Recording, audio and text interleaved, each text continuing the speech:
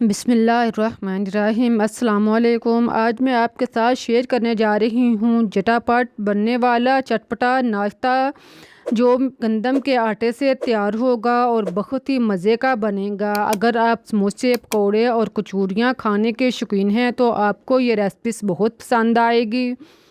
اس کے لیے آپ 2 یا 3 درمیانے سائز کے آلو لیں، ان کو ابال کر اس کا چھلکا اتار لیں، پھر آپ اس کو کرش کر لیں یا آپ اس کو کچل لیں، میش کر لیں۔ آلوؤں کو اچھی طرح کچلنے کے بعد آپ اس میں ایک درمیانے سائز کا پیاز شامل کریں۔ اگر آپ کو پیاز پسند نہیں تو آپ مٹر یا چنے بھی ڈال سکتے ہیں۔ 2 عدد ہری مرچ ڈال لیں، سرخ مرچ کٹی ہوئی 1 چمچ ڈال لیں، نمک ٹیسٹ کے مطابق ڈال لیں، زیرہ آدھا چمچ ثابت یا پیسا ہوا ڈال لیں، خشک دھنیا 1 چمچ پسا ہوا شامل کریں، ہرا دھنیا 1 سے 2 چمچ ڈال کر اس کو مکس کر لیں۔ آپ اس میں آمچور پاؤڈر یا چاٹ مسالہ بھی ڈال سکتے ہیں۔ میں نے اس کو زیادہ چٹپٹا تیار نہیں کیا۔ اگر آپ چٹپٹا بنانا چاہتے ہیں تو آپ مسالے اور بھی ڈال سکتے ہیں۔ اس کو آپ ایک سائڈ پر رکھ دیں۔ اب آپ الگ باؤل میں آدھا کپ گندم کا آٹا یا آپ میدا لے لیں۔ اس میں آپ نمک 1 چوتھائی چمچ، سرخ مرچ کٹی ہوئی آدھا چمچ، تل وائٹ 1 چمچ، ہرا دھنیا 1 سے 2 چمچ ڈال کر آپ اس میں پانی شامل کریں۔ پانی آپ ایک ہی دفعہ شامل نہیں کریں، تھوڑا تھوڑا ڈال کے آپ اس کو مکس کرتے جائیں۔ اگر ایک ہی دفعہ شامل کریں گے تو یہ نرم ہو جائے گا۔ آپ اس کو مکس کریں کہ اس کے اندر گلٹی نہ بنے۔ اس طرح کا آپ میدا تیار کر کے ایک سائڈ پر رکھ دیں۔ اب آپ 1 کپ 2 سے 3 عدد روٹی کا گوندھا ہوا آٹا لے لیں۔ آپ گوندھا ہوا آٹا بھی استعمال کر سکتے ہیں یا 1 کپ آٹا لے کر اس میں نمک ڈال کر آپ اس کو گوندھ لیں، پھر آپ اس کو بیل لیں۔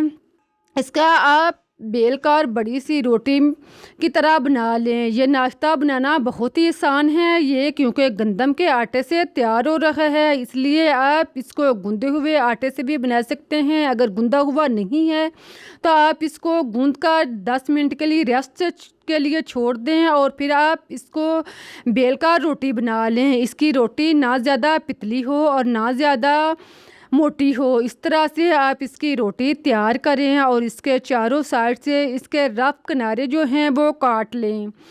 اس طرح سے آپ اس کے کنارے کاٹ کر اس کو ایک سائڈ پر رکھ دیں۔ اب آپ اس کے اوپر آلو کا امیزا جو ہم نے تیار کیا تھا وہ چمچ کے ساتھ تھوڑے تھوڑے وقفے پر ڈالتے جائیں۔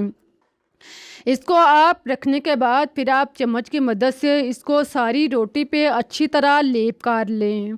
اس کو آپ اچھی طرح لیپ کریں۔ آپ دیکھیں ہمارے پاس درمیانے سائز کی مناسب سی روٹی تیار ہو چکی ہے۔ اس کے اوپر آپ اس کو چٹپٹا بنانے کے لیے کیچپ 1 سے 2 چمچ اس کے اوپر لگائیں۔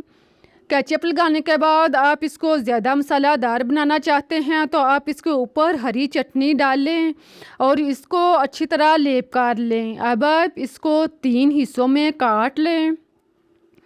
پہلے آپ اس کو ایک سائڈ سے 3 حصوں میں برابر کاٹ لیں، پھر آپ اسی طرح اس کو دوسری سائڈ سے بھی کاٹ لیں۔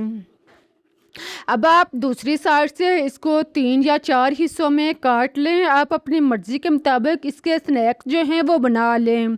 سنیکس کی شیپ آپ کوئی بھی بنا سکتے ہیں، ان کا سائز آپ کوئی بھی رکھ سکتے ہیں۔ دیکھیں اس طرح سے ان کو کاٹنے کے بعد اب آپ ایک پیس لیں، اس کو آپ فولڈ کر لیں۔ اس کے اندر آپ چاہیں تو چیز، موزیلا یا کوئی بھی چیز رکھ سکتے ہیں۔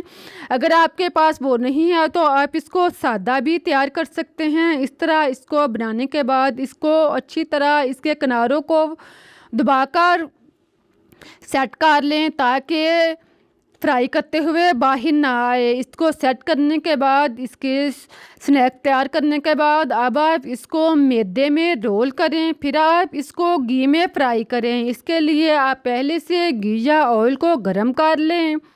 جب اچھی طرح گرم ہو جائے تو ایک ایک کر کے برتن کی ریکوائر کے مطابق آپ اس میں سنیکس ڈالیں اور اس کو فرائی ہونے دیں۔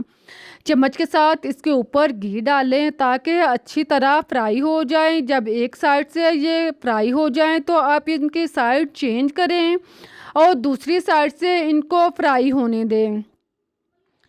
دیکھیں اس طرح سے آپ دونوں سائڈ سے اس کو فرائی کریں۔ جب اچھی طرح سے یہ براؤن ہو جائیں تو ان کو نکال لیں۔ آپ دیکھیں اس کا کتنا اچھا کلر آیا ہے، اور اس کو اوپر سے خوبصورت بنانے کے لیے جو ہم نے میدے کا استعمال کیا تھا، اس سے کتنے اچھے سنیکس لگ رہے ہیں۔ مجھے اجازت دیں، پھر ملتے ہیں ایک نئی اور مزیدار ریسپیز کے ساتھ۔ تب تک کے لیے اللہ حافظ۔